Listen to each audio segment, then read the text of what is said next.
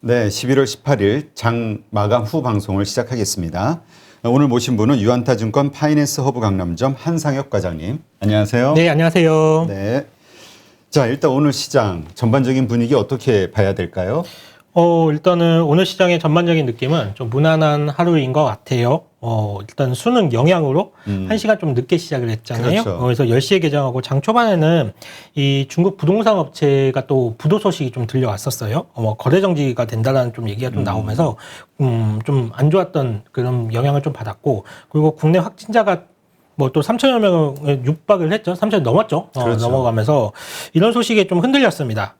그리고 그동안 코스닥 시장을 이끌었던 이 메타버스라든지 게임주도 역시 차익 실현 매물이 쏟아지면서 변동성을 좀 키워낸 부분이 있었어요. 네. 하지만 2차전지 업종에서 이제 반등이 나왔었고요. 그리고 메타버스 관련 종목들한테 차익 매도가 나오니까 득달같이 또 달려들더라고요, 매수세가. 좀 그러면서 시장은 좀 안정된 모습을 보였고, 일단은 이 메타버스라든지 게임주들, 그 NFT 이와 관련된 종목들은 아침에 잠깐의 변동성은 좀 나왔지만, 앞서 말씀드렸지만 아직까지는 시장에서는 이걸 매수하기 위해서 대기 매수세가 좀 더 많다라고 좀 이해하시면 좋을 것 같아요.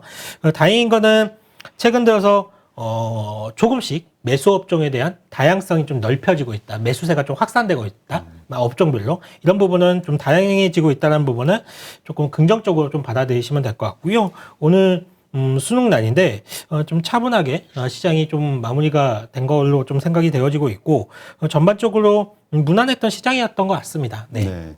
이제 자포자기인가요? 이제 많은 분들이 메타버스나 NFT 이런 게임주, 엔터주들만 확 날아가니까 그냥 막 그 마음이 많이 아프죠.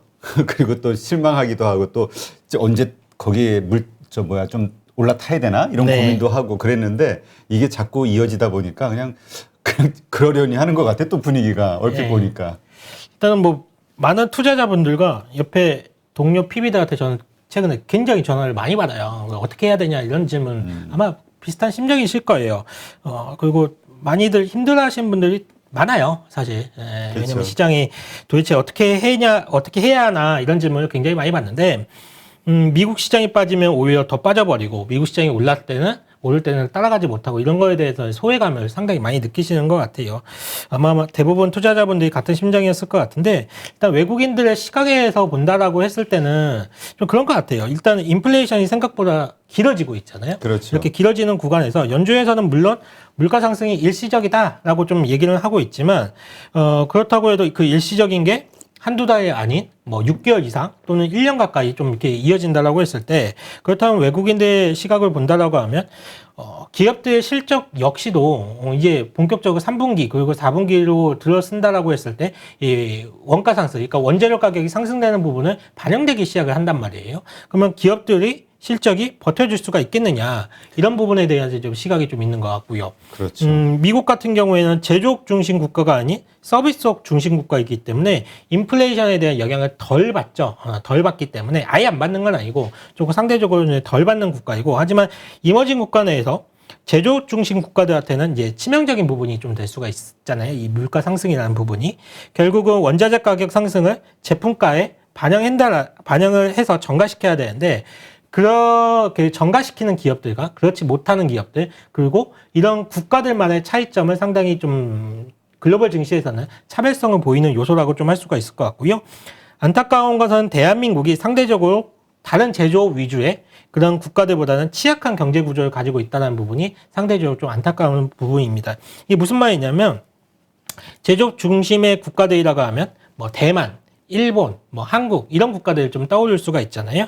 미국과 중국이라는 거래한 국가들 사이에서 비교적 대만과 일본은 노선이 확실합니다. 그렇죠. 미국에 찰싹 딱 붙어 있잖아요. 근데 대한민국은 이 전략적 모호성, 그러니까 안보는 미국, 경제는 중국, 이런 부분이 그러니까 경제 의존도가 중국이 너무 크다 보니까 중국이 헛기침만 하더라도 우리는 폐병에 걸릴 지경으로 좀 빠지고 있고, 이는 사실 이런 문제는 지금 정권의 문제는 아니에요. 현 정권의 문제는 아니고, 지난 20년 동안 중국이라는 국가가 성장하면서 그 옆에 있던 뭐 지리적 위치 때문이라도 뭐 이렇게 될 수밖에 없었던 환경이 좀 조성이 됐다라고 이해하시면 좋을 것 같고요. 그리고 이런 상황에서 국내 증시를 어렵게 하는 추가적인 요인들이 있죠. 바로 이제 올해 역대급 IPO가 진행이 되었다는 부분들, 그래서 주가가 너무 무거워져 버렸다는 사실. 이는 이제 지난 시간에도 이 부분을 좀 짚어 드리긴 했는데, 사실 이 부분이 국내 증시를 어렵게 하는 가장 큰 이유라고 좀 생각을 하고 있습니다. 그래서 제가 추가적으로 자료를 한번 좀 찾아봤어요. 그랬더니 네. 이게 한국의 MSCI 지수 내의 비중이 한 11.97% 정도 되더라고요. 이게 세상에는 이제 액티브 펀드라는 게 있고 패시브 펀드라는 게 있잖아요. 그렇죠. 근데 이제 이 패시브 펀드 비중이 전 세계적으로 훨씬 커지는 추세거든요. 여기서 이제 패시브 펀드가 만약에 투자금이 100억 정도라고 한다라고 하면 아까 한국의 비중이 11.97%가 한국 비중이라고 말씀을 드렸기 때문에 100억 중에 11억 9,700만 원은 무조건 한국을 사야 됩니다. 만약에 한국 비중이 11.97%보다 높아진다라고 하면 이건 외국인의 매도가 나올 수밖에 없는 문제인 거고, 반대로 비중이 낮아지면 무조건 매수세가 들어오는 거거든요. 이거는 무조건이에요. 그 비율을 맞춰야 되기 때문에. 근데 지금 보니까 11월 MSCI 지수 내 한국 비중이 12.09%예요. 그러니까 원래 비중보다 한 0.13%포인트가 오버되어 있어요. 그러니까 이게 외국인이 또 여기서 매도를 해야 된다는 결론이 있을 수밖에 없거든요. 올해 대규모 IPO가 있다 보니까 이게 몇십 조짜리가 그런 종목들이 증시에 계속 들어오다 보니까 시가총액은 전체적으로 한 15%가 증가한 상황이고, 그러다 보니까 한국의 시장 규모가 자연적으로 커졌고, 외국인이 이렇게 올해 내내 매도를 했음에도 불구하고 MSCI 내 지수 내에 한국 비중은 원래 맞춰야 되는 11.97%보다 여전히 높은 수준이다. 그러면 외국인의 매도는 연말까지도 좀 계속적으로 이어질 수가 있다. 이 부분을 좀 생각을 해보신다라고 하면 국내 증시가 왜 올해 내내 이렇게 어려웠는지 이 부분이 좀 이해가 가실 거라고 좀 생각이 되고 있습니다. 네. 자, 그러니까 지금 이렇게 국내 증시가 재미없으니까 요즘 이제 그 서학김이라고 하죠. 미국 주식에 투자하는 분들의 숫자, 금액이 점점 크게 늘고 있단 말이에요. 네. 근데 이제 또 달러는 강세고. 네네. 그래서 사실 우리가 외국 투자할 때는 우리 원화가 강세일 때 투자를 해야 유리한데. 맞습니다. 네, 달러 강세일 때, 그거 나중에 환차손을 입을 수도 있잖아요. 참 많은 것들이 걱정이 되긴 하는데, 그래도 뭐 미국 증시 오르는 게 더 뭐 훨씬 낫다 이렇게 생각하는 분들이 많으니까. 그러니까 점점 수급은 없어지는 거죠, 국내 증시. 맞습니다. 비트코인 쪽으로 뺏기고. 예, 맞습니다. 수급 공백이 계속적으로 생길 수밖에 없는 거고. 예. 그리고 최근에 달러 움직임 말씀하셨지만 달러가 강해지고 있어요. 최근에 달러 움직임이 좀 심상치가 않아요. 강세가 상당히 강하게 진행이 되고 있는데 다행스러운 것은 원화가 그나마 잘 버티고 있다는 사실은 그나마 좀 다행스러운 점이라고 좀 할 수가 있을 것 같습니다. 준비한 그림 같이 한번 보도록 할게요. 네. 다음 그림을 보시면 왼쪽 위에가 달러 인덱스고요. 그리고 오른쪽 이 옆에가 원달러입니다. 원달러고 그 밑에 왼쪽의 아랫부분이 유로화예요. 유로화 추이를 나타낸 거고, 오른쪽 아랫부분은 중국 위안화를 나타낸 그림입니다. 이 그림은 제가 오늘 오전에 뽑아놓은 그림이기 때문에 아마 오늘 종가는 좀 다를 거예요. 이 부분을 좀 참고하시면 될 것 같고요.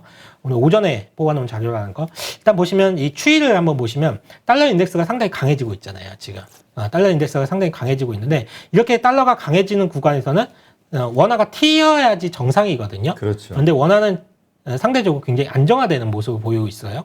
근데 이렇게 달러가 이렇게 강해지는 거는 이 유로화의 영향을 지금 최근에 많이 받고 있거든요. 보시면 유로화가 이렇게 위로 올라가는 거는 유로화가 약세가 되어 있다는 거 이해하시면 좋으실 것 같은데, 이렇게 최근에 유로화가 많이 약세가 되는 이유 중에 하나가 어떻게 보면 유럽이 지금 다시 코로나가 좀 확산되는 모습을 보이고 있단 말이에요.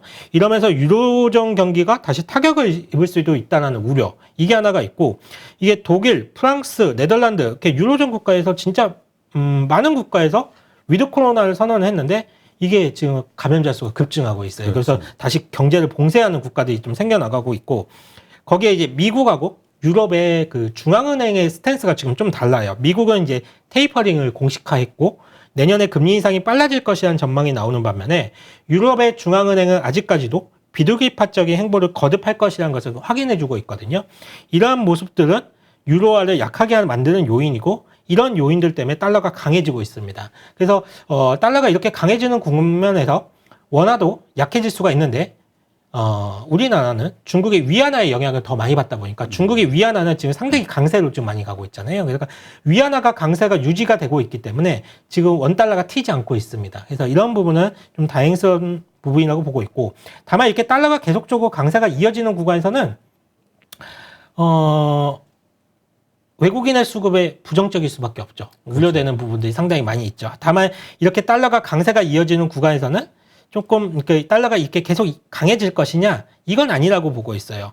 이게 왜 그러냐면 결국은 이 유로화가 약세가 돼서 이게 달러가 강해지는 구간이 만들어지는 건데, 이 코로나 확산세, 뭐 유럽에서 코로나 확산세가 이어지고 있는 부분, 우리도 마찬가지고 이런 부분이 있겠지만 2년 가까운 시간을 보내면서 이 학습 효과, 그러니까 이 대처 방안에 대해서 너무나 잘 알고 있다라는 부분, 그리고 이 부스터샷 등 백신을 계속 맞고 있고, 무엇보다도 그 머크라든지 화이자에서 이제 경구용 치료제가 지금 개발이 돼서 지금 승인을 기다리고 있잖아요. 특히 화이자의 경구용 치료제 같은 경우에는 데이터가 정말 좋게 나왔잖아요, 이번에.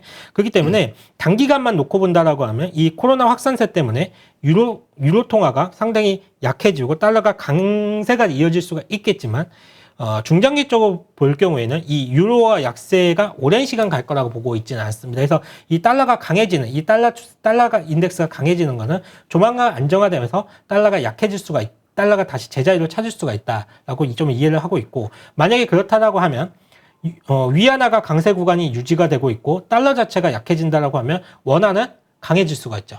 이게 내려올 수가 있죠. 환율이 이렇게 내려오면서 환율이 좀 내려오면서 원화가 강세 구간에 좀 접어들 수가 있다. 그러면 외국인의 수급을 좀 기대해 볼 수 있는 여지는 좀 환율만 놓고 본다라고 하면 있을 수 있다. 이렇게 보고 있습니다. 네. 사실 우리가 지금 1,180원, 1,190원, 뭐 1,200원 이렇게 왔다 갔다 하는 거, 이거 되게 높게 보는데 글로벌 상황을 보면은 그나마 그 선방하고 있는 걸로 봐야 되는 거군요. 예, 지금 그나마 지금 위안화가 강세가 이어지면서 우리나라 원달러가 그나마 좀 선방을 좀 해주고 있습니다. 네.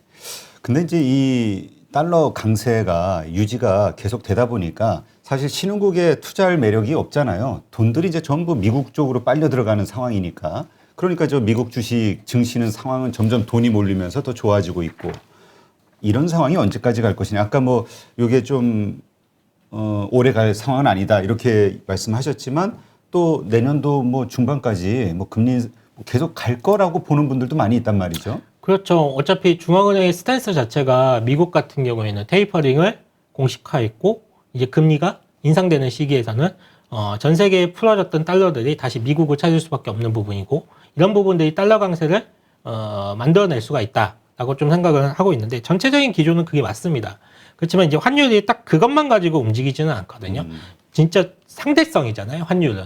내 통화 대비 또는 다른 통화 대비 달러가 얼마큼 강하냐 약하냐, 이게 이제 짜여지는 건데, 반대로 유로 경기가 안정화돼서 유로 경기가 상당히 좋아진다라고 하고, 중국이 재정 경기 경기 부양책을 내세워가지고 중국 경기가 돌아 나온다라고 했을 때, 그러면 유로화가 강해지고 중국 위안화가 강해졌을 때는 달러는 또 상대적으로 약해질 수가 있거든요. 그렇기 때문에 저는 뭐 방향성 자체가 어느 방향으로 딱 뚜렷하게 되어 있다라고는 보고 있지는 않습니다. 다만 뭐 전체적인 그림은 달러가 좀 더 강해질 수 있는 그림을 만들어질 수가 있겠지만, 다른 지역에서의 경제 상황에 따라서 달라질 수가 있기 때문에 미리 예단하는 것은 맞지는 않다라고 좀 생각을 하고 있기 때문에 뭐 차분히 좀 지켜보시면 좋으실 것 같아요. 네, 알겠습니다. 그러니까 어쨌건 지금 당장은 좀 외국인들이 적극적으로 살만한 요소는 없으나, 저쪽 유럽의 어떤 그 환율의 움직임, 그러니까 이 코로나 확진세, 요것이 얼마나 경제에 영향을 미치느냐, 요거에 따라서 달러의 그 강세가 좀 일찍 끝날 수도 있다. 이렇게 네, 이해하면 되겠네요. 보충적으로 설명을 드리자면, 아까 액티브 펀드하고 패시브 펀드를 말씀을 드렸잖아요. 네. 세상은 이제 패시브 펀드 같은 경우에는 앞서 말씀드렸지만 딱 그 비율대로 딱딱딱 맞춰서 투자를 하거든요. 그러니까 패시브 펀드로 운영되는 펀드 같은 경우에는 왜 아직 한국의 비중이 높습니다. 거기서 운영되는 비율 자체에서 한국이 포지션이 좀 높게끔 되어 있기 때문에 추가적인 매도세가 나올 수가 있어요. 거기서는. 반면에 액티브 펀드에서는 이제 그런 걸 생각을 하죠. 그 국가의 경제 여건이라든지 해당 기업의 수익성이라든지 그런 걸 이제 고려해서, 또는 매크로 지표, 이런 통화 지표 이런 걸 봐가지고 이제 들어오고 나가고 결정한단 말이에요. 그러면 만약에 달러가 약해지고 원화가 강세가 될 수 있다라는 확신이 들 때 액티브 펀드 같은 경우에는 매수세가 들어올 수가 있겠죠. 그래서 뭐 세상의 자금이 어느 한 성격에 딱 묶여 있는 건 정해진 건 아니기 때문에 패시브 펀드에서는 연말까지 추가적으로 매도세가 나올 수는 있지만 액티브 펀드에서는 또는 뭐 다른 쪽으로 매수세가 좀 이어질 수가 있기 때문에 이런 부분들은 뭐 정해진 건 아닙니다. 그래서 이런 부분은 다 종합적으로 고려를 해봐야 돼요. 네. 하여튼 우리가 이제 이렇게 민감할 수밖에 없는 게 환율에 외국인의 수급 이걸 되게 신경 쓸 수밖에 없잖아요. 외국인이 좀 들어와줘야 우리 대형주들이 좀 움직일 수 있는 거 아니냐 이런 네, 기대를 맞습니다. 할 수밖에 없으니까 그래서 이제 좀 이렇게 생각하는데 참 대형주 안 움직여요. 지금 대형주 가지고 있는 분들 아마 거의 다 마이너스 뭐 20, 30%될 거란 말이죠. 올해 들어오신 분들. 뭐 가장 큰 이유로는 뭐 호재가 나와도 뭐 움직이질 않으니까 네. 수급이 부족해서다. 수급적인 공백. 지금 시장의 분위기는 아까도 잠깐 얘기했지만 NFT나 메타버스 구현하는 뭐 엔터나 게임주 쪽으로 전부 쏠리고 있잖아요. 네. 이게 우리가 이게 얼마나 가겠어 이렇게 처음에 좀 무시를 했는데 이게 계속 오래 가네. 그러면서 주가는 한참 올라왔고 지금 보면은 아직도 더 갈 것 같아. 흐름이 강하니까. 그러니까 이제 지금 많은 분들이 고민하는 거예요. 지금 이렇게 많이 오른 상황에서라도 들어가야 될까? 어떻게 생각하세요? 일단은 게임 업종이라든지 NFT 뭐 사실 지금 시장에서 본다라고 하면 얘기할 만한 게 이쪽밖에 없어요. 사실 없어. 네. 오르는 게. 네, 맞아요. 이게 아마 매번 출연하시는 분들마다 단골 소재가 될 것 같아요. 매일같이 지겨운데. 근데 이 진짜 얘기밖에 할 게 없어. 네, 지금. 뭐 시장이 움직이는 게 게임 업종하고 NFT, 뭐 메타버스 이런 거밖에 안 움직이니까 그래서 시장이 분명히 나뉘어져 있거든요. 지금 그렇죠. 어떻게 보면 되게 심플해요. 제조업이냐 비제조업이냐 딱 나뉘어가지고 제조업 분야에는 흔히 말하는 경기민감주, 반도체, 자동차, 철강, 화학 이런 쪽이고 비제조업에는 NFT, 뭐 메타버스, 눈에 보이지 않는 것들, 무형의 자산을 추구하는 것들 이런 것들이 지금 차지하고 있거든요. 아마 고민이 되실 거예요.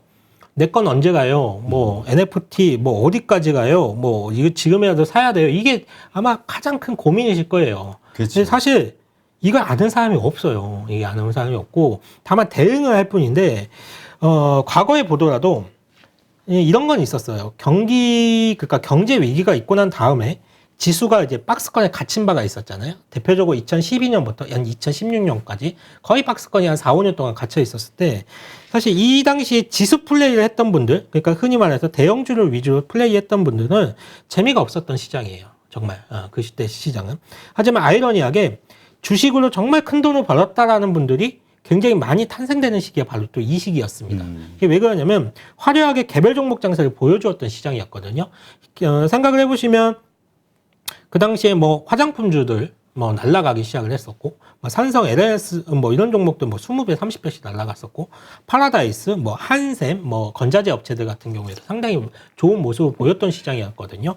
여기서 정말 큰 돈 벌었다는 사람들 많이 있었던 시장이었습니다. 어떻게 보면 지금 시장이 내년의 시장을 예고할 수도 있는 시장이다라고 좀 생각을 하고 있는데, 그리고 템버거도 과거에도 말씀을 드렸지만 이 템버거라는 게 B2C에서 나오는 경우가 상당히 많이 있습니다. 결국 이제 소비자들이 새로운 제품이라든지 새로운 기기를 선택을 했을 때 그리고 흥미를 가졌을 때 거기서 폭발적인 성장을 가지는 경우가 상당히 많이 있거든요.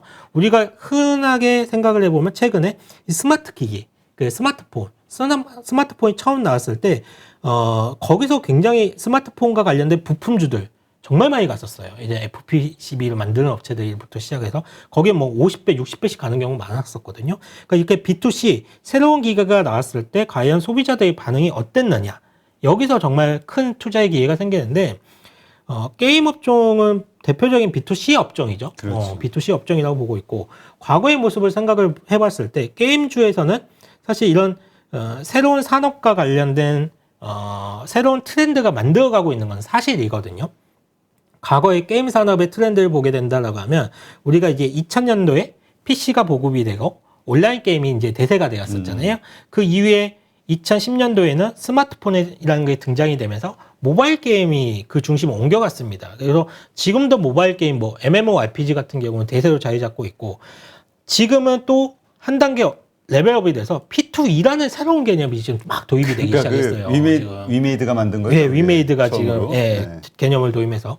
그래서 게임 업종은 또 한 번의 성장을 준비하고 있고 이 블록체인 기술은 게임 내에서의 그런 폐쇄성을 낮춰주고 유저들 같은 경우에는 시간을 투자해서 돈을 번다라는 새로운 개념을 완전히 만들어 놓은 거고, 게임사들 같은 경우에는 기존 유저들의 현금 결제를 통한 아이템 구매를 한다든지 이런 거에서 벗어나서 플랫폼이라는 것을 새롭게 만들어서 이 플랫폼 안에서 수수료를 수취하는 이런 완전히 새로운 수익 모델, 그러니까 그동안 그전에는 없었던 완전 새로운 수익 모델을 지금 창출해내고 있거든요. 그래서 결국에는 제가 생각할 때 게임주들은 그렇습니다. 결국에는 게임이 재밌어야 돼요. 게임이 재밌어야 되고 사람들이 돈을 벌 수 있다라는 확신을 주어져야지만이 거기서 이제 성공에 대한 비즈니스 모델이 탄생을 할 거고 진정한 템버거가 탄생이 된다라고 생각을 하고 있는데, 사실 지금은 NFT 얘기만 나오면 막 올라가고 있어서 시장이 옥석 가리기가 안 되어진 상태예요. 그래서 어떤 게임 업종을 골라야 되느냐, 뭐 지금이라도 사야 되느냐라는 관점에서 봤을 때 하나의 팁을 드리자면, 게임사들이 과거에 어떤 게임을 성공을 시켰고 얼마나 많은 유저들을 확보하고 있는지가 매우 중요해질 것 같아요. 그래서 그런 관점에서 본다라고 하면 1번은 역시 NC소프트하고 크래프톤이 될 수밖에 없습니다. 그러니까 NC는 어쨌거나 리니지라는 강력한 IP를 가지고 있고 이게 블록체인 게임 개발을 공식화해 놓은 상태잖아요. 이번 그렇죠. IR 그 컨퍼런스 콜에서 조만간에 블록체인 게임을 내보내겠다라고 한 상태이기 때문에 NC소프트가 워낙 리니지 IP가 워낙 강해요. 이쪽이. 그렇죠. 영향력이 워낙 강하기 때문에. 일단 게임 회사는 1, 2등을 다투던 회사니까. 맞습니다. 그래서 사실 이 코인 개발에서 이걸 코인과 연결시키는 이제 게임 회사들이 많아지잖아요. NC소프트 입장에서는 코인 개발하는 거는 일도 아닐 거예요. 코인 개발은 쉽죠. 예, 그건 일도 아니에요. 그 컴퓨터 전 세계, 그러니까 우리나라에서 컴퓨터 가장 잘한다는 사람들이 모여 있는 곳인데 아마 시간만 주면 거의 하루면 코인 개발해서 나올 겁니다. 이거는.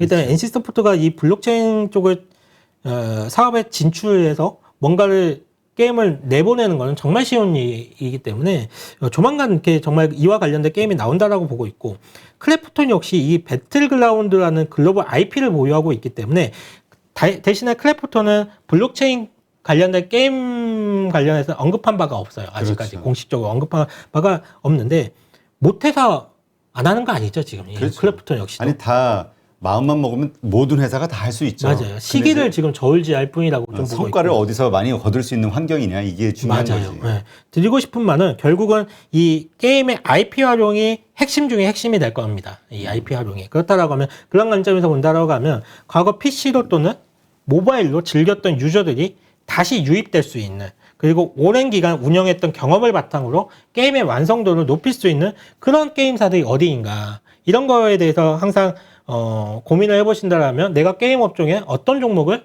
중장기 쪽으로 투자를 해봐도 되겠다라는 생각이 드실 것 같고요.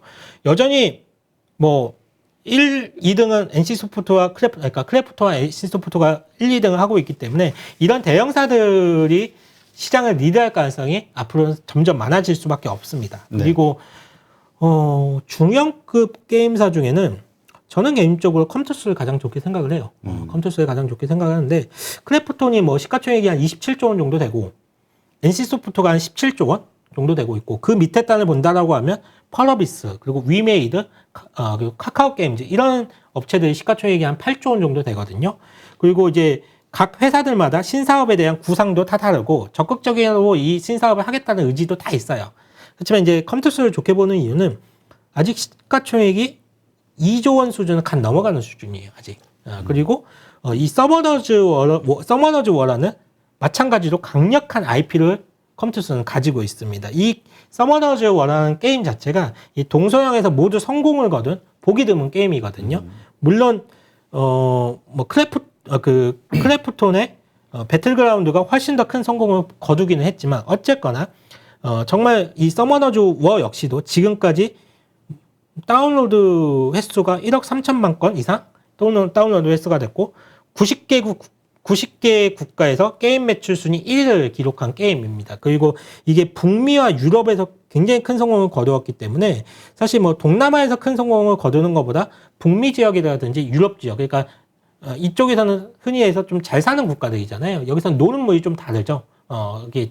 그렇기 때문에 이런 쪽에서의 그런 성공을 했다라는 그 경험치가 컴투스한테는 있기 때문에 그런 DNA를 활용을 한다라고 했을 때 컴투스의 시가총액이 지금 2조 원이라는 거는 상당히 좀 싸다라고 좀 생각을 하고 있습니다. 그래서 결국은 유저들이 게임을 하고 돈을 벌고 이를 현금을 교환하고 이래야 되는데 주머니 사정이 비교적 넉넉한 그런 국가들을 타겟으로 했다는 부분들이라든지 컴투스가 또 처음부터 이런 얘기를 했거든요. 컴투버스를 이제 한다라고 했는데 이 대상이 처음부터 그 유저들 대상이 타겟층이 성인들이에요. 지금 성인들을 타겟으로 했는데 이 성인을 처음부터 대상으로 한다는 것 자체가 타겟팅을 한다는 것 자체가 방향성 자체를 굉장히 좀 잘 잡았다라는 생각이 들고 있기 때문에 저는 개인적으로 게임 업종 중에서 NC소프트, 크래프톤 뭐 이런 회사들이 뭐 가장 잘해내겠지만 중소형사에서는 컴투스 역시도 잘해낼 수 있는 게임사 중에 하나라고 좀 생각하고 있습니다. 네.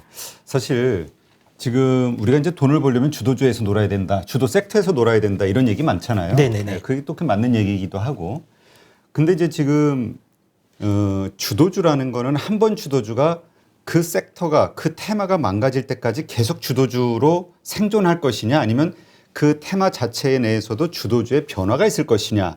요건 좀 다른 문제잖아요. 일단 어떻게 보세요? 일단은 다 같이 움직일 겁니다. 그러니까 첫 번째 지금 예를 들어서 지금 위메이드가 주도주라고 하면 네. 이 위메이드가 이 테마의 소멸시까지 끝까지 주도주로 갈 거라고 생각하시는지 혹은 다른 것이 다시 주도주로 바톤 터치를 할 수 있을 것인지 어떻게 생각하시는지. 저는 위메이드가 주도주 역할을 계속적으로 할 가능성이 높다라고 보고 있어요. 왜냐하면 시장에서 일단은 그 방향키를 정해주는 게 일단은 위메이드거든요. 위메이드가 만약에 풀어지는 순간 게임사들 다른 게임 업종들 역시도 같이 풀어질 가능성이 높습니다. 그래서 그렇게 한번 물갈이가 되고 난 다음에 다음번에 주도 업종은 바뀔 수가 있어요. 주도 종목은 바뀔 수가. 테마가 주도 종목이 바뀔 수가 있어요. 게임주 내에서. 한번 부러지고 난 다음에는 위메이드가 부러지고 게임 업종이 전반적으로 조정이 나오고 그 다음에 다시 한번 상승이 나올 때는 위메이드가 또 갈 수도 있지만 거기서 재상승이 나올 때는 이 게임 업종 내에서 다른 종목이 주도주 역할을 하면서 그때는 뭐 NC소프트가 됐든 크래프톤이 됐든 뭐 카카오 게임즈가 됐든 다른 게임사에서 바뀌어서 올라갈 가능성은 있습니다. 그래서 그런 식으로 좀 저는 생각을 좀 하고 있어요. 네. 그러니까 이게 테마가 살아있을 때 주도주가 바뀌는 일보다는 한번 부러졌고 나서 다시 그 테마가 형성이 될 때 그때 주도주가 바뀌어서 나올 것이다. 네, 맞습니다. 이게 가까운 기억을 해보신다라고 하면 한 2년 전쯤에 수소 관련 종목들이 한번 난리가 나면서 막 주가가 올라간 적이 있었어요. 그 당시 생각을 해보신다라고 하면 정말 이제 수소의 숫자만 이렇게 딱 냄새만 풍기더라도 막 주가가 올라가던 시기 2년 전쯤에 있었습니다. 지금 똑같아요. 게임 업종에서 NFT 딱 냄새만 풍기더라도 올라가듯이 그 당시에는 수소의 숫자만 붙어도 올라가는 시기가 있었거든요. 근데 이게 사실 우리 돌아보면 매년 있는 일 아니에요? 작년에는 그 진단 키트가 이랬고 그 전에는 5G. 항상 시장에서는 돈이라는 거는 항상 테마를 쫓아다니니까. 그렇죠. 근데 뭐 이 수소와 관련된 얘기를 왜 드리냐면 당시에 2년 전쯤에 그게 가장 큰 시세를 내고 대장주 역할을 했던 종목들이 지금은 수소 관련 종목들이 움직일 때 못 올라가요. 안 올라가요. 못 올라가고 오히려 2년 전쯤에 움직이지 않았던 종목들, 않았지만 실체가 있는 종목들, 매출이 실제로 나오는 종목들, 이런 종목들이 지금 올라가고 있거든요. 그렇기 때문에 게임 업종도 비슷할 거라고 보고 있습니다. 지금은 NFT와 관련된 냄새만 나도 정말 게임 업종에서 너도 나도 할 거 없이 막 올라가고 있지만 이게 한 번은 조정이 있을 거예요. 조정 없는 주가의 계속 상승은 없습니다. 근데 그 조정이라는 것과 부러진다라는 거는 전혀 의미가 좀 다르지 않을까요? 조정이라는 거는 뭐 우리가 생각하는 일시적인 어떤 뭐 기간이 됐든 시간이 됐든 뭐 그러니까 테마가 살아있는 상태에서 어떤 가격 하락 정도를 생각하는 거고. 네. 그 다음에 다시 간다고 하면 이제까지 주도주가 계속 갈 수밖에 없는 거잖아요. 네네. 근데 우리가 부러져서 주도주가 완전히 바뀌는 거는 이게 완전히 진짜 어느 정도 하락을 해야 이게 부러졌다고 표현을 할 수 있는 거죠. 보통 한 3분의 1 정도. 상승폭의 3분의 1 정도. 그럼 지금 조정이 온다라고 보시는 거는 한 몇 % 정도 일반적으로? 장중 조정으로 끝나는 경우도 있고요. 그렇다면 지금 기간 조정으로 끝나는 경우가 있고요. 그러니까 그렇다면 지금은 조정은 있을지언정 아직 부러질 단계는 아니다. 이렇게 맞습니다. 보시는 거군요. 그렇게 보고 있고, 그러니까 말씀을 하셨지만 오늘 역시도 장중에 조정은 있었어요. 오전에. 오전 보면 보통 밑꼬리가 되게 많이 달굼게 올라왔거든요. 오늘은 장중 조정은 끝났습니다. 근데 기간 조정이 이어질 수도 있고 장중 이렇게 가격 조정이 있을 수는 있지만 이게 뭐 지금 시장 여건을 본다라고 했을 때 대형주가 움직이지 못하는 상황에서는 이게 뭐 20, 30%가 부러지는 그런 현상은 나타나기는 좀 힘들지 않을까라고 보고 있고 가격 조정과 기간 조정은 나타날 수가 있죠. 그렇군요. 아니 왜 이 말씀을 드리냐면 지금 말씀대로 이 섹터 내에서 주도주가 분명히 바뀔 때가 있을 것이다. 요걸 기대하고 지금 불안하잖아요. 그러니까 다음번 주도주, 그러니까 이 테마에 한번 뭐 조정이 됐든 뭐 부러지든 그 다음에 다시 떠오르는 새로운 주도주가 무엇이 될 것이냐에 대해서 고민을 하면서 뭐 예를 들어서 NC가 됐든 컴투스가 됐든 찾아서 그거를 이제 노리고 있는 그런 분들도 좀 있거든요. 맞습니다. 그래서 이제 이걸 어떻게 우리가 계산을 해봐야 되는지 궁금해서. 그래서 새로운 다음 주도주가 만약에 바뀐다라고 했을 때 주도주가 위메이드가 지금은 누가 봐도 대장이지만 그렇죠. 그게 이제 바뀐다라고 했을 때 그 대안이 될 수 있는 종목들이 앞서 말씀드렸지만 NC소프트라든지 크래프톤이 가장 그래도 유망해 보이고 그 다음 타자가 될 수 있는 게 저는 개인적으로는 컴투스라고 좀 생각을 하고 있어요. 바뀐다라고 하면. 바뀐다라고 하면. 그러니까 하여튼 말씀하신 대로 이 섹터, 이 테마가 한 30% 이상 빠져서 그게 완전 우리가 부러졌다라는 표현을 할 수 있을 때가 됐을 때는 그때는 분명히 주도주가 좀 바뀔 것이다. 완전 바뀔 거예요. 그때는. 아예 지금 언급도 안 됐던 게임주 중에 다음번 주도주가 될 수도 있고요. 그렇죠. 그러니까 그게 다시 살아날 때는 살아나는 이유가 있겠죠. 그렇죠. 그 이유를 가진 회사가 아마 주도주가 그렇죠. 되겠죠. 네, 맞습니다. 그거를 우리가 지금 기회를 좀 놓치고 마음 아파하시는 분들은 이런 거라도 가지면서 좀 위안을 삼아야 되지 않을까. 다음번 이게 부러져고 이랬을 때 다시 살아날 때 그때는 내가 놓치지 않으리라. 맞아요. 기회는 옵니다. 기회는 옵니다. 이게 새로운, 그러니까 이런 부분들은 다들 인정하시잖아요. 메타버스라든지 NFT라는 이런 새로운 산업 자체가 앞으로 대세가 되고 트렌드가 될 거라는 거는 다들 공감을 하시잖아요. 그렇죠. 다만 주가가 너무 올라갔기 때문에 손이 안 나간다는 것 뿐이잖아요.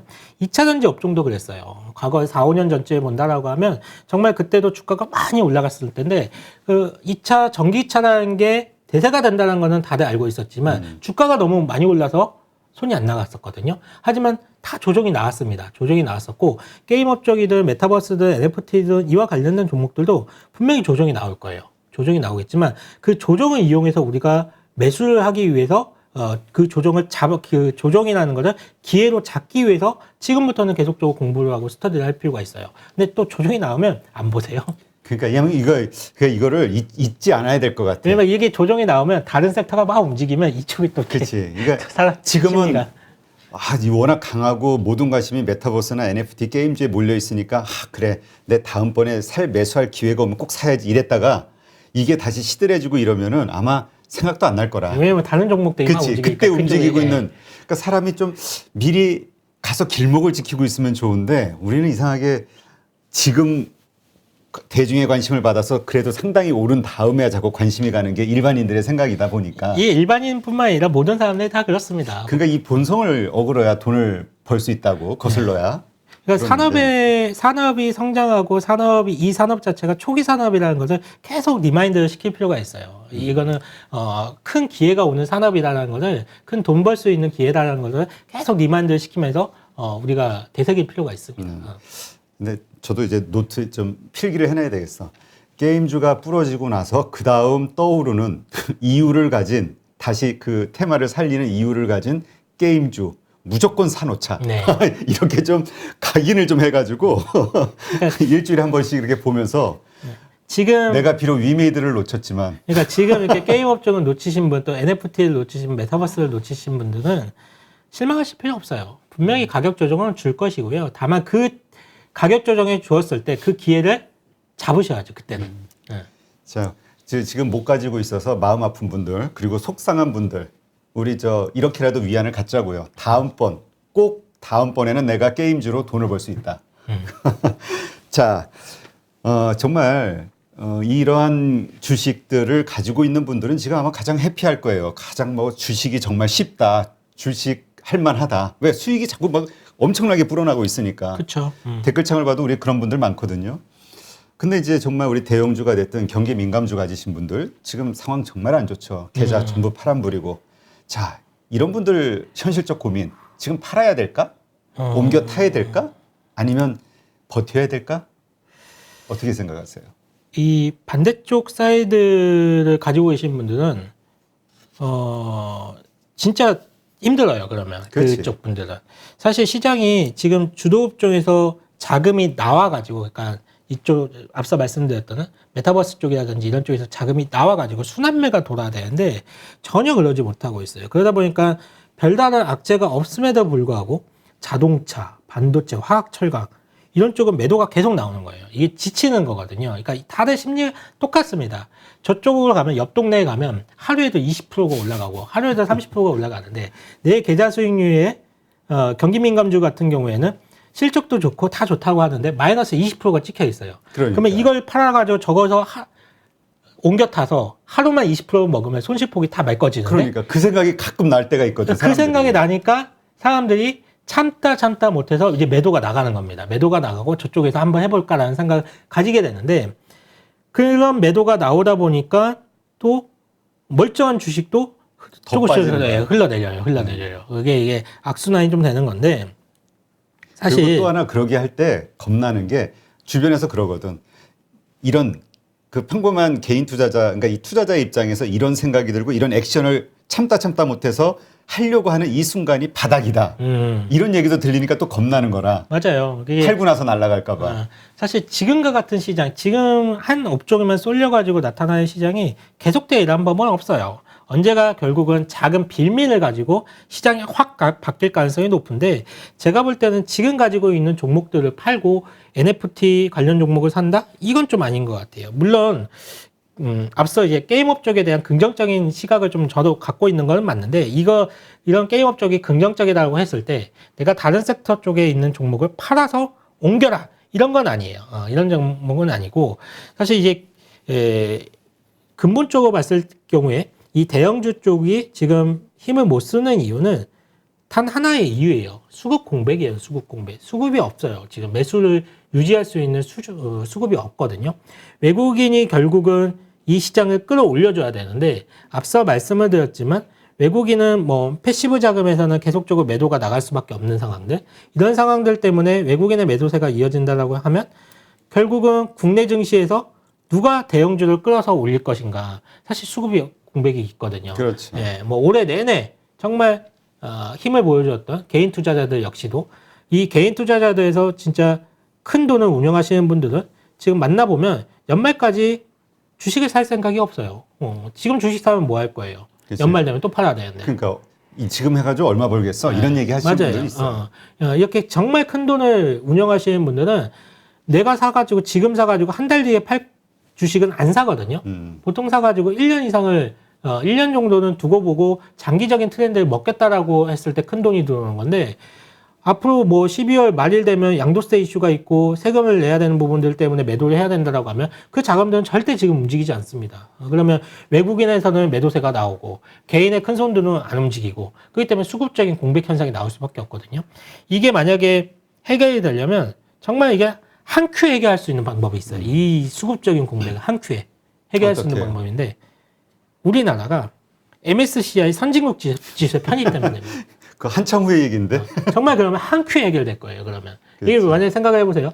지금 IPO로 인해서, 역대급 IPO로 인해서 국내 시가총액이 무거워졌다라고 말씀드렸잖아요. 그러면서 외국인들은 국내 증시를 계속 팔 수밖에 없는 상황이 됐다라고 했는데, 만약에 우리나라가 MSCI 선진국 지수에 들어갔다라고 생각을 해보세요. 그러면 20조짜리, 30조짜리 또는 LG 에너지 솔루션처럼 100조짜리가 상장을 했을 때, 그게 외국인 투자 자금에서 빠져나갈 수 있는, 팔아야 되는 이유가 될까? 아니에요. 20조, 30조, 100조는 선진국 지수에 편입되는 순간에 굉장히 티끌에밖에 안 돼요. 왜냐하면 MSCI 선진국 지수 안에는 우리나라 전체 시가총액보다 큰 종목이 있잖아요. 그렇죠.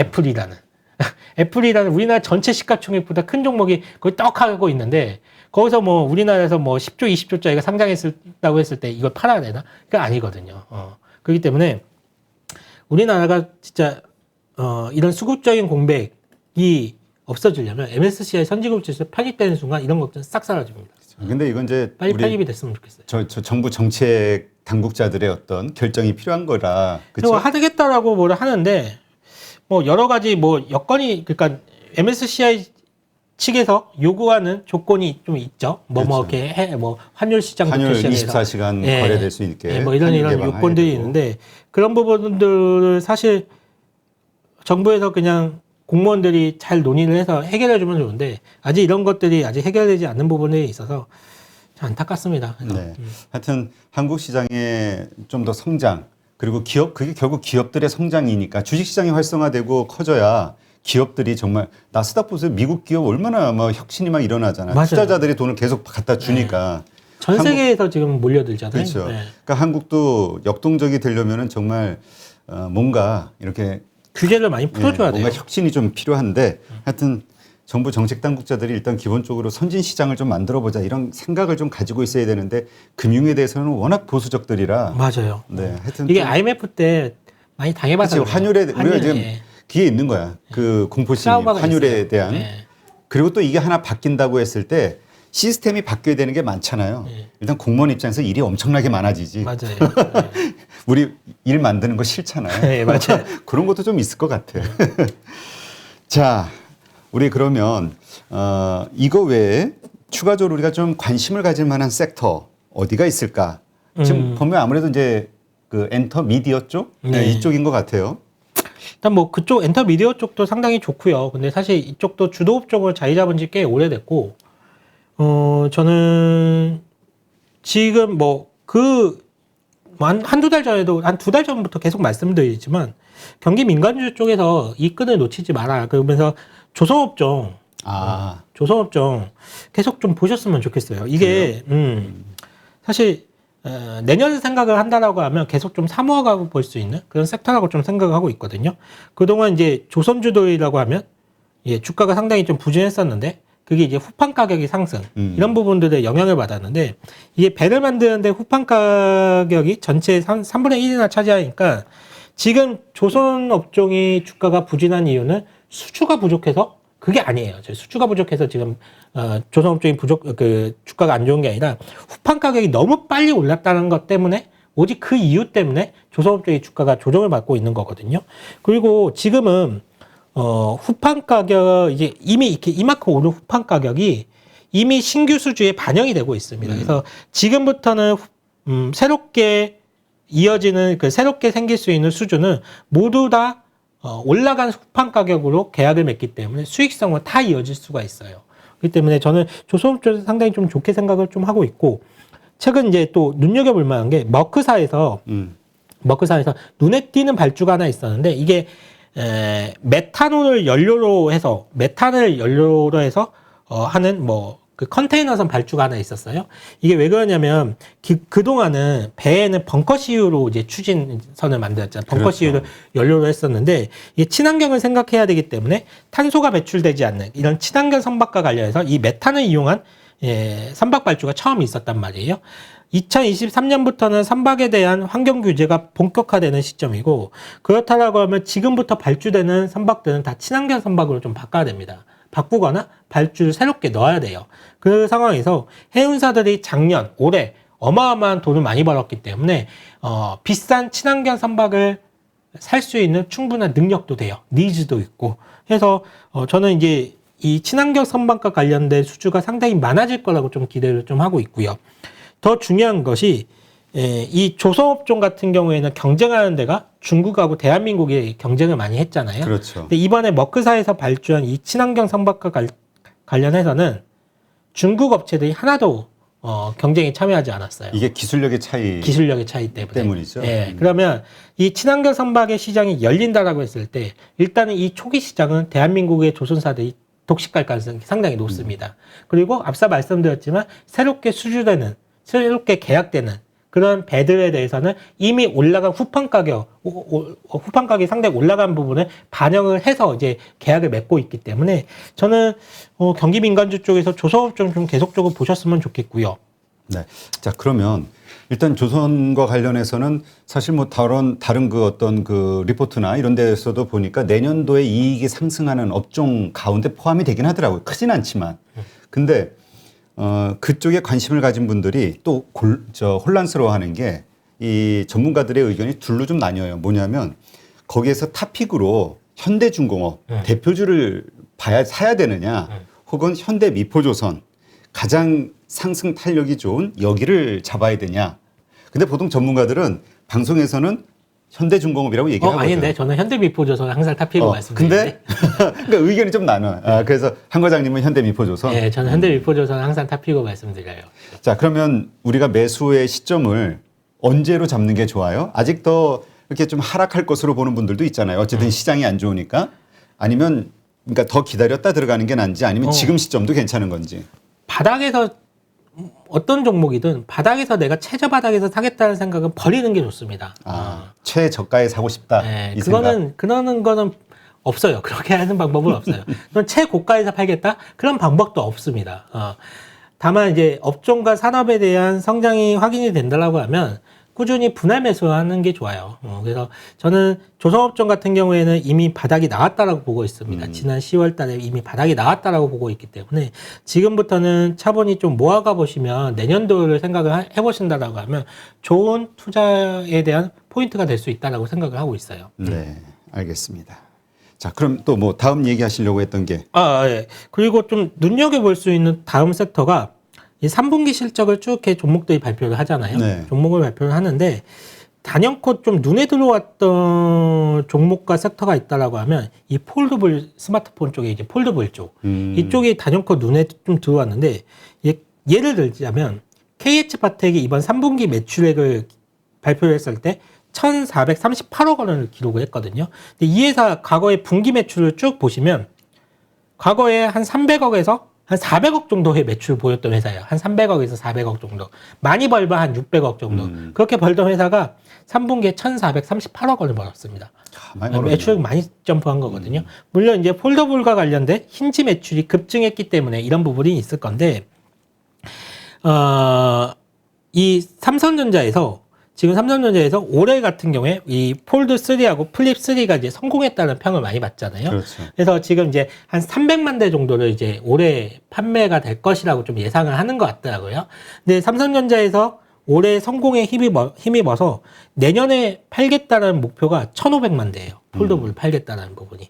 그렇다라고 하면 이미 올해 시장에서의 그 폴더블과 관련된 성공했다라는 부분에 대해 시장 반응을 확인을 했기 때문에 삼성전자에서는 매우 공격적인 목표를 세울 겁니다. 그리고 지금 애플이 아직 폴더블 폰과 관련해서 발표한 게 없어요. 언제 출시를 하겠다라는 부분 발표한 게 없기 때문에 삼성전자가 이 폴더블과 관련된 시장에서는 주도권을 잡을 거랑 거의 확실시 되고 있습니다. 그리고 이번에 구글에서도 이 폴더블 폰 모델을 포기했거든요.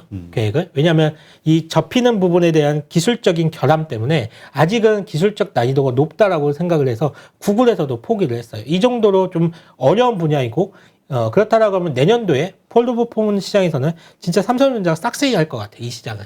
그렇다라고 하면 이 폴더블 폰과 관련된 힌지가 가장 좀 상당히 두각을 받을 수가 있다라고 보고 있고요. 이렇게 보시면 돼요. 우리가 그러니까 자동차가 내연기관차가 있고 전기차가 있잖아요. 그렇죠. 이게 두 개 다 자동차잖아요. 그러면 이 두 개의 차이점은 배터리가 차이점이 되는 거고, 이 내연기관차나 전기차나 바퀴가 4개가 들어가는 건 똑같고, 핸들이 있는 것도 똑같고, 카시트가 있는 것도 다 똑같잖아요. 다만 이제 배터리만 차이가 있는 건데, 이 폴더블 폰도 마찬가지입니다. 기존에 이제 스마트폰하고 폴더블 폰이 있었을 때, 이 가장 중심이 되는 거는 접힌다는 거예요. 그 차이인 거예요. 접힌다는 거예요. 그러면 우리가 종목을 선택을 했을 때 내연기관차랑 전기차를 봤을 때 전기차에서 타이어 종목을 사진 않잖아요. 핸들 만드는 회사, 전기차에 들어간 핸들 만드는 종목을 사지 않잖아요. 그렇죠. 배터리 관련된 종목을 사는 거, 집중적으로 사는 거잖아요. 그렇죠. 그럼 폴더블 폰도 똑같다라는 거예요. 이 접힌다라는 거에 가장 큰 특성과 그 차별성이 있다라고 하면 이 접히는 거의 특성을 가지고 이 힌지에 집중해서 좀 종목을 골라볼 필요가 있어요. 그래서 KH바텍, 파인테크닉스 이런 종목들 같은 경우에는 내년도 그림을 봤을 경우에 삼성전자가 지금 세우고 있는 목표 계획을 생각을 해본다라고 하면 내년도에도 굉장히 좀 매출 성장이라든지 이런 부분을 좀 담보하고 있지 않나. 그래서 이 폴더블 폰과 관련해서 이런 종목들은 내년, 내후년에 좀 눈높이를 맞출 필요가 있다라고 보고 있습니다. 그러면 뭐 내년이나 후년도에 어떤 상승을 기대하고 좀 길목을 지키자 이 개념이잖아요. 네, 지금부터. 그렇다면 뭐 서둘러서 살 이유는 없겠네요. 조정을 받을 때 사야 되나? 4분기 실적이 조금 슬로우는 할 거예요. 이들 기업들이. 그렇죠. 보통 4분기가 실적이 안 좋죠. 그리고 네. 또 대주주 양도세 이것 때문에. 그런 것도 있고 4분기 실적이 좋지 않는 이유는 어쨌거나 IT 부품주들 역시 공급망 병목 현상을 좀 겪었기 때문에 폴더블 폰 역시도 출하량이 4분기에 조금 슬로우해지는 부분이 있거든요. 그렇기 때문에 4분기에는 뭐 이런 KH바텍이든지 파인테크닉스든지 이런 종목들이 실적 성장이 3분기만큼은 조금 안 나올 거예요. 둔해져서 나올 거예요. 하지만 또 이 부분도 시장의 참가자들이 다 알아요, 지금. 그러니까 결국은 눈치를 봐야 되네. 네. 그래서 4분기, 그러니까 원칙적으로는 4분기에 사야 되는데, 네. 근데 또 그걸 미리 알고 선침해하는 맞아요. 사람들이 있으니 네. 가격의 동향에 따라. 네. 지금 4분기 실적이 조금 슬로해진다는 거는 이미 시장의 참여자들이 다 알고 있거든요. 그렇지. 네. 그렇기 때문에 이런 타이밍을 잡기는 상당히 어려우니까 저는 그냥 지금부터 사요. 지금부터 분할매수? 사고 빠지면 더 산다는 생각을 가지고 지금부터 사버립니다. 네. 알겠습니다. 하여튼 뭐 이런 IT 관련된 주 얘기하면은 그리고 얘기하면서도 힘이 빠져. 왜냐하면은 모든 관심이 딴 데 있으니까 얘기를 해도 근데 요즘 어때요? 주가 흐름은? 지금 말씀하신 이 KH바텍이라든가. 8월에 그 폴더블폰의 성공으로 힘입어서 주가가 많이 올랐었죠. 많이 올랐었다가 앞서 말씀드렸던 공급망 병목 현상 이 이슈 때문에 주가가 확 내려왔죠. 내려와서 이번 3분기 실적이 발표가 되고 와 이런 어마어마한 실적을 냈네라고 하면서 살짝 엉덩이를 오른쪽을 살짝 들어주고 있는 죠 지금. 네. 하여튼 빨리 그 이 IT가 좀 살기 위해서는 그 삼성전자가 일단 확 사라져야 또 그 뒷단에 우리 그 소부장부터 시작해서 이런 부품주들 이런 것들이 확 살아날 수 있을 텐데. 그리고 단기적으로 제가 팁 하나 드릴게요. 네. 단기적으로 봤을 경우에 이거는 뭐 제가 하나의 팁인데 제가 좀 미리 띄워놓기는 했는데요. 보시면 이게 맨 위에가 에코프로 BM, 그리고 가운데가 LNF, 그 밑에가 이제 코스모신 소재, 우리나라를 대표할 수 있는 양극재 업체들이잖아요. 저는 이제 보통 이제 종목을 이제 쭉 볼 때 이런 걸 가지고 이제 트레이딩을 좀 많이 하는 편인데 팁을 하나 드리자면 보시면 최근에 이제 거의 이 그 배터리 양극재 업체들이기 때문에 주가 움직임이 거의 비슷하게 갑니다.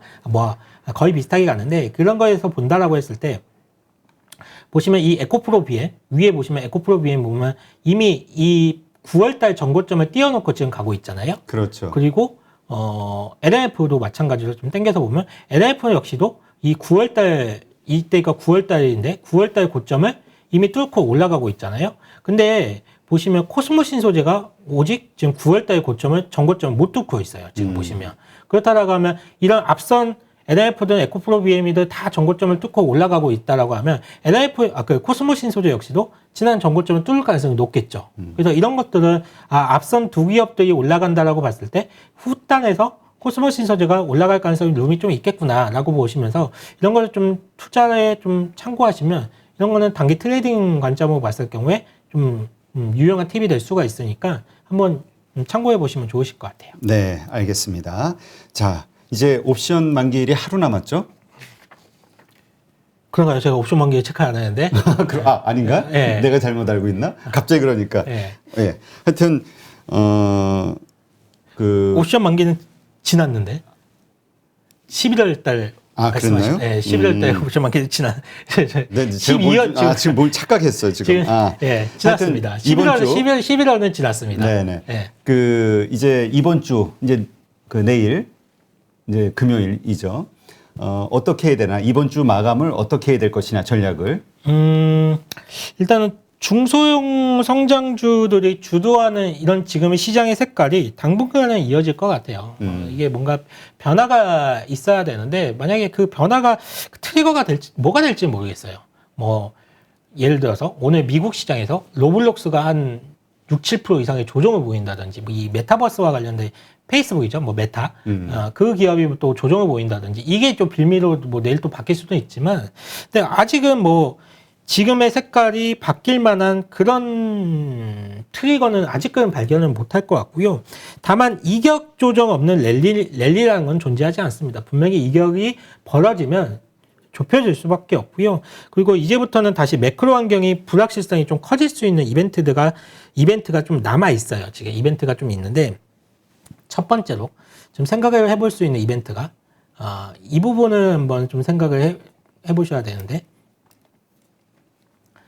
지금 차기 연중 의장 이게 요새 가장 큰 이슈더라고요. 또 예, 맞아요. 차기 연중 의장이 누가 될 것인가? 이 부분이 좀 시장에서는 좀 관심이 있는데 원래는 몇 달 전만 해도 파월 연준 의장이 연임된다는 의견이 압도적이었어요. 그랬죠. 거의 9대 1이었어요. 거의. 근데 지금 보시면 왼쪽 그림 보시면 이 보라색 선인 브레이너드 이사의 그 다음 연준 의장이 될 가능성이 배팅 확률이 올라가고 있거든요. 지금 보시면 이렇게 지금 올라가고 있잖아요. 지금 상당히 해서 6대 4 정도인 것 같더라고요. 파월이 연임될 것이라는 게 6, 브레이너드가 새롭게 될 것이다라는 게 한 4. 이 정도로 좀 격차가 많이 줄어들고 있는데 이게 사실 브레이너드 연준이사가 더 비둘기적인 정책을 선호한다라고 좀 알려져 있긴 해요. 하지만 월가에서는 파월을 좀 더 선호를 하고 있습니다. 원래 월가는 불확실성을 싫어하니까 새로운 걸 다 싫어하잖아요. 그런 것도 있고 브레이너드 연준이사 같은 경우는 민주당 인사고 파월 연준 의장 같은 경우에는 공화당 인사인데 파월 의장 같은 경우가 금융 규제와 관련된 은행권 규제를 많이 풀어줬죠. 그렇죠. 그리고 브레이너드 같은 경우에는 지금 은행권 규제를 강화시켜야 된다는 민주당의 입장이 좀 강하기 때문에 옐런이란다. 그 누구죠? 엘리자베스 워런 그 의원 같은 경우에는 목에 핏대를 세우면서 지금 파월 연준 의장에 대해서 핏대를 세웠어요, 진짜? 핏대를 세우면서 파월 연준 의장을 반대하고 있잖아요. 지금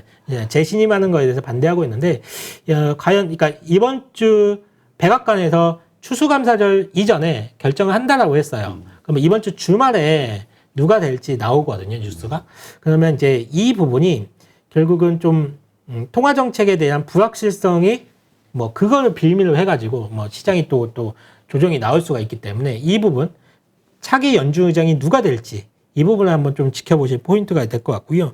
그리고 근데 지금 미국 지금 바이든 대통령 그 지지도가 엄청 낮잖아요. 네, 그러니까 경제 맞아요. 정책에 대해서 인플레이션하고 이런저런 것 때문에 뭔가 분위기를 전환시킬 요소도 필요할 것 같기는 해요. 그래서 브레이너드 이사가 임명될 가능성도 있다라고 하는데 또 일각에서는 이러면 그 여성 파워가 또 너무 세지는 거 아니냐. 부통령도 그렇고. 예, 부통령도 그렇고 재무장관도 그렇고. 그러네 진짜. 예. 핵심 라인에서. 예, 그래서 이 또 양성의 그 성의 균형을 맞추기 위해서는 또 파월 연주의자 이게 각색이에요 의견들이 지금 이런저런 의견이 좀 있고요. 네. 그리고 지금 부채 한도 협상 그렇죠. 이게 이제 지금 12월 달이죠. 예, 12월 15일이에요 데드라인이. 원래는 12월 3일인데 옐런 재무장관이 12월 15일까지 이제 버틸 수가 있다라고 했기 때문에 15일이 이제 데드라인을 좀 정해놓기 때문에 역시 뭐 최악은 피해갈 거라고 생각을 좀 하고 있지만 역시나 이거는 불확실한 이슈거든요. 그렇죠. 노이즈는 분명히 있겠죠. 예, 분명히 이게 또